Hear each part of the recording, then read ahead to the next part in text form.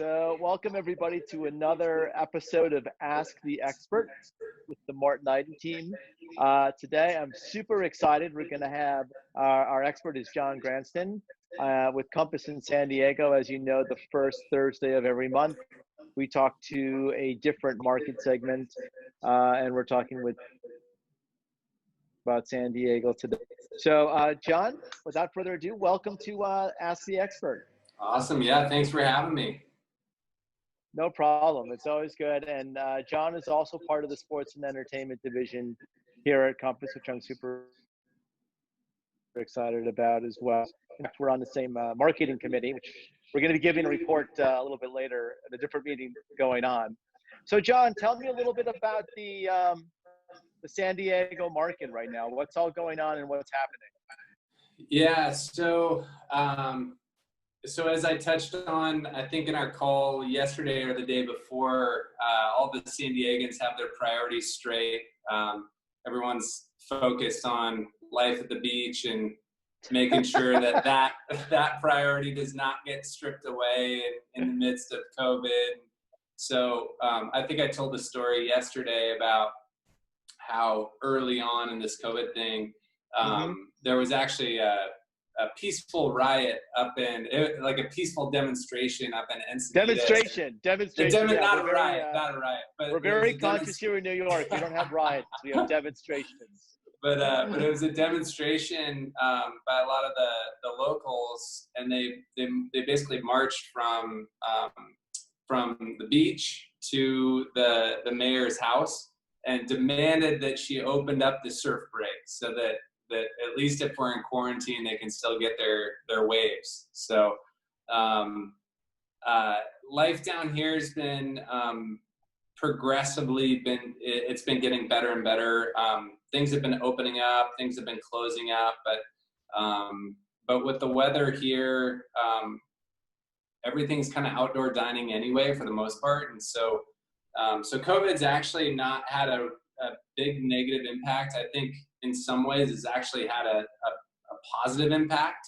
Okay, in what way? Oh, you'll jump into it? Yeah, I'll kind of jump into that. So one thing, obviously interest rates are very, very low right now.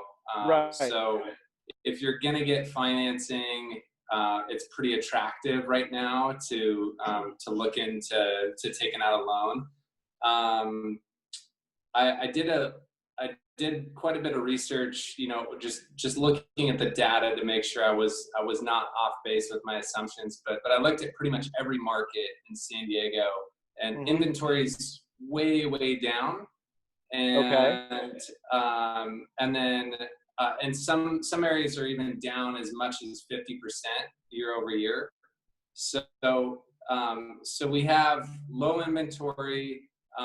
And then the spring and summer buyers have kind of converged into this superhuman buyer that's active, determined, and so we've been kind of going through the low inventory, good interest rates, and then very active buyers, and so that's been healthy for our market. I was going to say, it sounds like that's a formula prices going up. Yes. Yeah. And touching on kind of the COVID impact, we felt like a lot of the people that maybe were on the fence prior, that maybe are either living in San Diego or other markets, there's never been a time where real estate's become more valuable in terms of having privacy and space. And so I think it's really placed an importance on having a nice home, being prepped for, having the space for, kids maybe not even going back to school this year. Right. And so that's actually, despite economic shifts and stuff like that, I think people are still interested in having a nice home. Okay, that makes sense. And what's great about this is kind of the second half, Jon is going to be showing us some real live listings that we can take a look at, and he'll explain to us. And if you're out there and want to buy something in San Diego, they're available right now. But before we get into John, so has been here in New York for 25 years actually. Can tell me a little bit about San Diego in terms of, like, I know LA in terms of the whole, media, movies, that type of thing, and San Francisco is the high tech type of thing. What about San Diego, or what draws people there, and what makes that kind of a destination city? Yeah. So, um, yeah, thanks for the question. So I think San Diego's always been a highly desirable city, and I think if you strip away the need to work at a corporate job, Uh-huh. um, San Diego is probably one of the most desirable cities due to the weather, the beaches, and like all If these you things. don't have to work, And- move to San yeah. Diego. Is that what you're saying? So right now, what we're seeing though is more and more people are able to work from home.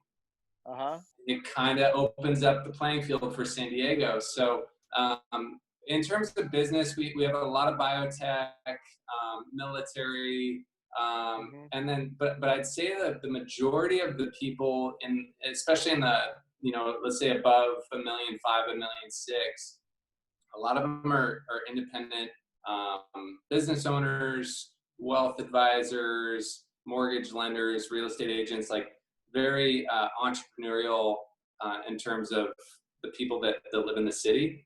Got And it. so I think it's been an undervalued city for probably, since the last 10 years at least. Okay. And other markets have been affected by like Google coming in and other big businesses, foreign investment money, um, tech startups, stuff like that. We have not had that big of a spike due to those conditions. And Okay. so I think if you're a buyer in San Fran, LA, Orange County, you're kind of looking at the San Diego prices thinking that it's actually pretty undervalued. Okay. Well, that's Yeah. great. That's really helpful, and especially in this, with the whole COVID thing. One of the things that I read that I thought was really interesting is, this has forced businesses to accelerate their plans by like 5 years. Like, so it's a quick learning curve, and I think that's very interesting. That if you're not tied down to a specific location for work, San Diego would be a really appealing choice because the weather's amazing, the people are amazing, and that I'm sure you could tell more about it. So what's kind of like, and I know we talked a little bit of this on the. So what's kind of what are considered, quote unquote, the blue chip neighborhoods of San Diego, and why so?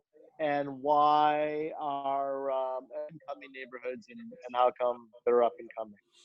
Yeah, so the blue chip neighborhoods are obviously, like if you're not from San Diego and you're just trying to get a grip on the market, the easiest way to look at it Right. is you basically look for the blue ocean, and then the further away you get from it, the less expensive the homes are. And so and then if you went more specifically, if you kind of put a pin on, say, Del Mar, probably Del Mar, La Jolla, and then as you Okay. extend out and east from there, that's like where the prices start going down. So that's like a generalized overview on how to understand the prices in San Diego.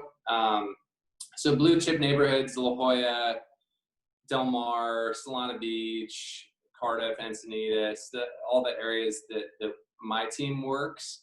Okay. And then some of the up and coming neighborhoods. I think that on the affluent side, I think Rancho Santa Fe is actually still undervalued because you get a lot of land, and I think there was a big movement away from that pre-COVID, Right. where There was. you Yep. had services like Uber Eats and like grocery delivery and all these services, and now people want a little bit more space and they want a little bit Hmm. more privacy. So that market, I think, is on the rise right now. Okay. I think in the lower price points, it's funny. I-5 just goes really close to the coast, but there's a little stretch of land between the ocean and I-5. If you're willing to just go on the east side of Okay. I-5, pretty much all those markets I think are up and coming. Okay. Yeah, so east side of I-5 up in Encinitas, lots of development. North Park, South Park, down in like closer to downtown San Diego. I think those are probably some of the up and coming. Okay. And is downtown like a lot of loft type condo things going on downtown right now, or what was downtown Yeah, so like, downtown, I should say? yeah, downtown's still pretty underdeveloped. I think the condo market's probably taken a little bit of a hit, not only in San Diego, but across the country. Mm-hmm. I So, agree. yeah, so I think there's probably a little bit more room on that until that market recovers. I think if you're looking for a condo, I think you probably wait maybe, if you really want to steal, I think maybe you wait a year. Maybe you wait Mm-hmm. 6 months, see how things pan out. I think the bigger value is probably just some of those outlier neighborhoods, just a little bit outside the city. So. Okay. And then when you're talking, so now San Diego, one of the big attractions, of course, is with the ocean. You talked about the surf protest. Now with those outer neighborhoods, how long does it take to get to the beach, or people living out there are not that concerned, or how does that Yeah, work? it's funny.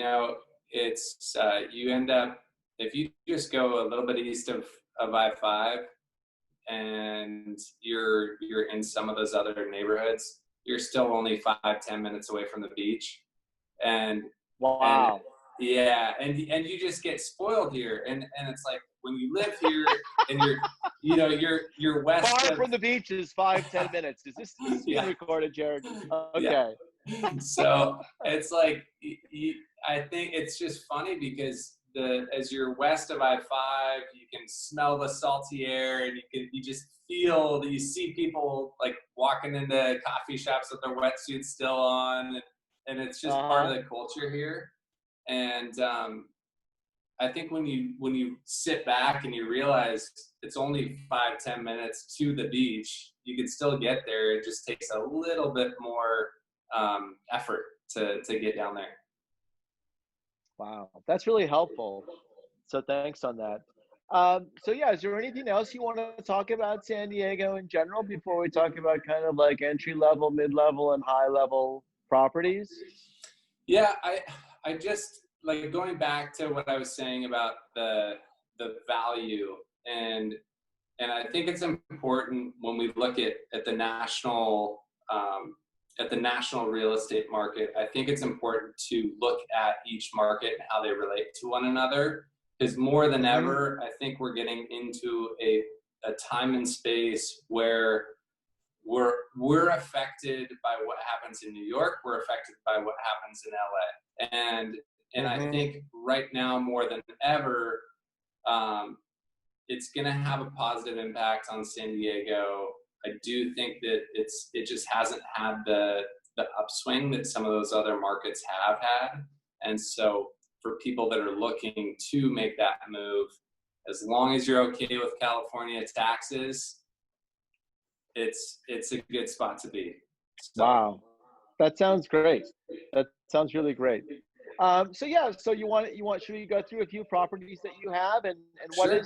what is considered entry level? And these are all, freestanding single family homes you're going to be showing us today? Yes, and then I was going to show you the difference, like in the lower price point. I was just going to show you the difference of like a coastal condo versus just going a little bit further east, and the difference there. Okay, that's helpful. Yeah. That's great, John. Thank you so much. So yeah, so what does, quote unquote, what does starting price mean out there, and what do you get? Yeah, so markets, So we just put one in escrow up in Carlsbad. It needs some work, but that one we priced it at $867, and it's a 4-bedroom or 5-bedroom home, about 2,400 square feet, and that one we ended up getting multiple offers. It's in escrow at or above 880. And that's kind of the start of the market for for single family residential. You can go into other places where prices get down into the 6s, but you're going to be a little bit further east, and maybe maybe a little bit more north or south. We have like right now. Can you do a screen share on one of that, because this these talk things always go so fast. It's already one. Sure. How do we do a screen share here? If you click on the screen, it'll say share content or share screen. There we go. Okay, cool.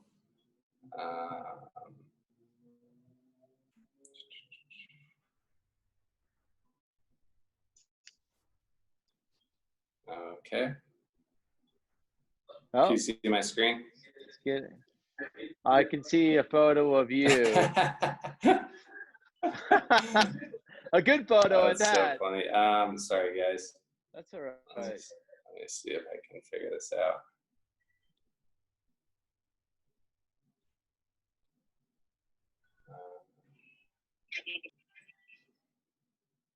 So with the 880, how much work? Oh, there we go. Perfect. Does that work? Yeah. Okay. So let me show you here. All right. So this is. Can you see that? Yeah. Okay. So yeah. So this is a house we just put on the market. It's in North Park, which is just to the east of Balboa Park, near downtown San Diego. Beautiful home. Needs a little bit of work, but 5 bedrooms, 2,900 feet, and we're on the market at just under 115. Wow. And cute little. Scroll through. Okay. Just cute, kind of older home, but yeah, that's kind of a good example. And that's the view from the house. That's amazing. Yeah, pretty fun. So this is one example of kind of one of the up and coming areas that I mentioned. This one I feel, and this one I think if you put in if someone came in put in 50 to 100 grand, I think this property is easily worth probably 1.3 to 1.4. Wow. So yeah, that's a good option. And then if you take that budget and you move closer to the coast, this is a townhome that we have listed. That price is actually 1,239 right now. We just reduced it, and you're going to be looking at a 2-bedroom, 2.5 bath, 1,300 square feet townhome. And this has like a big ocean view towards Del Mar, and you actually get views, like unobstructed views of the Del Mar racetrack. So so that's the dilemma. Like do you go more space, or do you shrink down and get a little bit more coastal? Right. And I see what you mean here, because it's so. I mean, this is stunning, absolutely gorgeous that you have. You're that close. And is that the community? That's the community. Yeah. Wow. Amazing. Yeah. So those are kind of the options that most of our buyers, when they come to us in that, kind of right around $1 million, they really have to weigh that decision making. Like, are you going to be closer to the coast and be small, like in a smaller space, or do you want the space and be a little bit more inland? Interesting. Anecdotally, what do people usually go for? Oh, I think it just depends on buyer preferences. I think I think if you're younger, or if it's a second home, or if you have one kid, then I think being near the coast and the action's probably the move. Great rental opportunity as well. If you're going to be like raising a family, you want more space, then that's usually when people start kind of moving a little bit further out. Mid-market, here's an example. That makes sense. Yeah, this looks Yeah, this one, we actually have the inspection on it today. That's where I have to head next. This is a really good example of mid-market in an up-and-coming neighborhood. This is just slightly east of I-5 in Encinitas. Okay. And this is a new construction home. We're on the market. We had it listed at 2380. And it's on a half-acre, beautiful architecture, stunning house. That's amazing. So, and this is where you said it's like 10 minutes to the beach or something? Exactly. Yeah, this one's probably, I mean, you can see the distance proximity, right? It's like maybe 5 to 7 minutes. So if you're willing to go, so you're still close. Yeah, exactly. So so that's a good example of like a mid-range, kind of mid-market That's beautiful opportunity.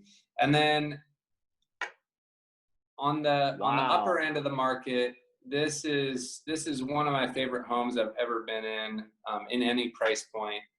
And our client bought this home up in Cardiff back in 2013, 2014 for about $4 million, and then completely gutted it. Everything's new, and we're on the market just under $7 million. Right, and this is right on the ocean, right? Right, yeah, right across from Cardiff Reef, which is one of the best surf breaks. That's where most of the pros like to make some turns, and just a beautiful location. You have 180-degree views from this property, all the way up to Carlsbad, down to La Jolla, and you're right on the edge.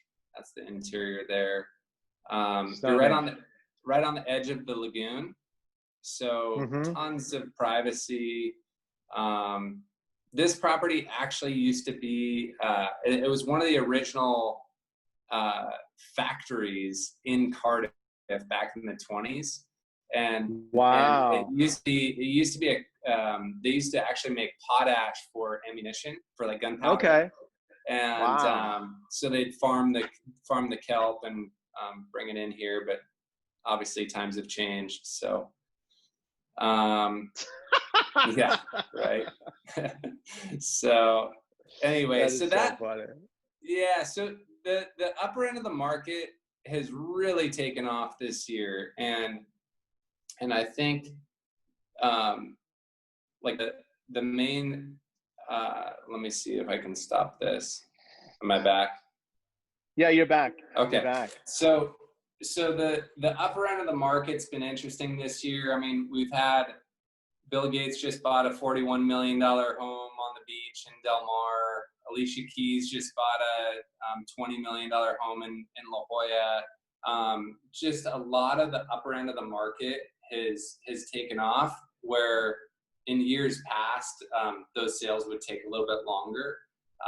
So yeah, I think that's kind of the trend that we're seeing is high-end stuff is moving pretty quick, mid-range is moving pretty well, and low range as well. So it'll be interesting seeing what happens as we approach election time and how that shifts a little bit. Right. It definitely slows down here in New York. So John, if you can believe it, we're almost out of time. It's already, we have like 1 minute left. But thank you so much. I mean, I did not realize what a great, how close everything is in San Diego is to the ocean. Your definition of far is my definition of on the water. Yeah. Yeah. So that's really amazing, and it's really good. I think it's very insightful. You don't need to be in a specific city per se, it would be definitely something to check out for sure. Do you have any departing words or thoughts for anything before we sign off, Jon? Just that anybody that's considering looking at San Diego for investment or for primary, obviously would love to be a resource. And so my website's it's just granstongroup.com, and open book, open to agents, open to buyers, sellers, anybody that wants some perspective and some help on understanding the market here. Oh, that sounds great, Jon, and definitely. And I have sent people Jon's way. He's amazing. He's forthright, transparent,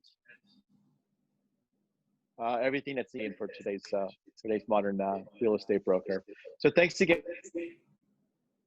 Jon, and thank you everybody for joining another episode of Ask the Expert. We had Jon Granston today of Compass in San Diego.